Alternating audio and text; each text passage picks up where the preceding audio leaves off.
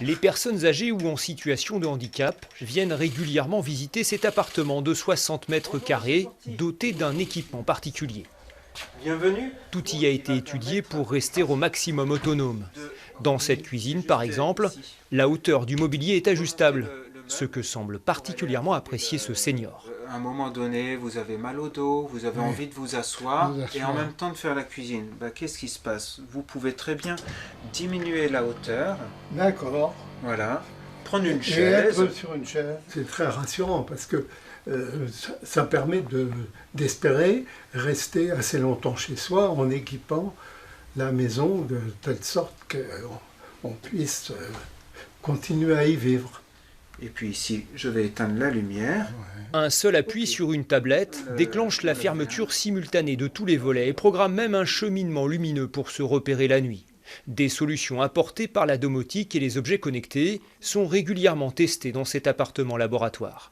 Il nous permet en tout cas de conseiller les personnes pour s'équiper au mieux chez elles, puisqu'on accompagne plus de 500 personnes sur le département au quotidien, sur des choix de technologie. Et il nous permet aussi de demander aux industriels de faire évoluer leurs produits quand ils ne sont pas tout à fait conformes aux attentes. Demain, l'intelligence artificielle devrait donc tenir une place importante dans les logements de nos aînés. Certains appareils comme ce capteur sont déjà capables de mémoriser nos déplacements quotidiens et de transmettre une alerte en cas de comportement inhabituel. On va aller mettre en place les vigilances qui seront importantes pour vous. Par exemple, si vous avez tendance à fuguer, entre guillemets, à sortir, on aura un capteur aussi au niveau de la porte et on s'assurera que si vous sortez, ça soit en sécurité, que quelqu'un puisse vous accompagner. Mais l'enjeu, c'est quand il n'y a pas d'aidant ou quand l'aidant n'est pas vigilant, que la technologie prenne le relais et qu'elle puisse alerter quand il y a une situation qui est anormale. Des objets complémentaires de l'aide humaine, mais à quel prix ?